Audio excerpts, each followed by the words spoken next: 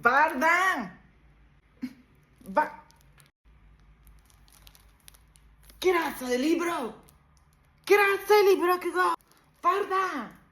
Che me l'ha regalato Giancarlo dell'Osteria della Gioia.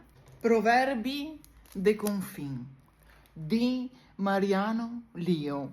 Ciao Mariano. Cioè, bara che razza di... Bara che libro. Guarda, qua parlano anche di Cipilo. Cipilo, conoscete Cipilo? È una comunità in Messico in cui si parla veneto. E qua conta tutta la storia. Qua che è scritto poi anche detti popolari tra prealpi venete e altopiano messicano.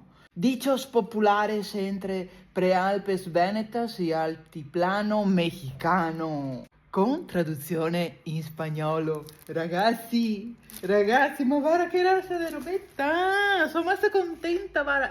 Catemo, ora, consigli massime morale. Consejos maximas moral. Ti dice così maximas, non lo so.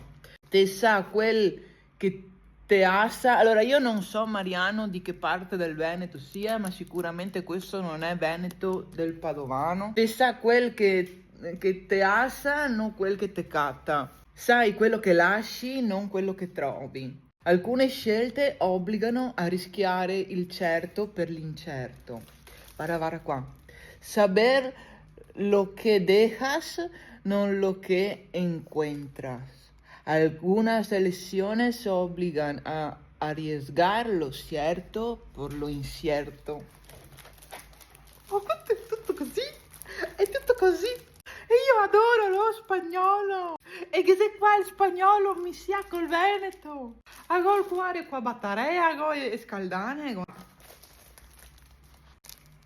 Mi non ho altro da dire. Ho cattato il libro della mia vita. Quando ero in Spagna, tacco a parlare con i detti in spagnolo. Portiamo il Veneto ovunque. Mi da piangere.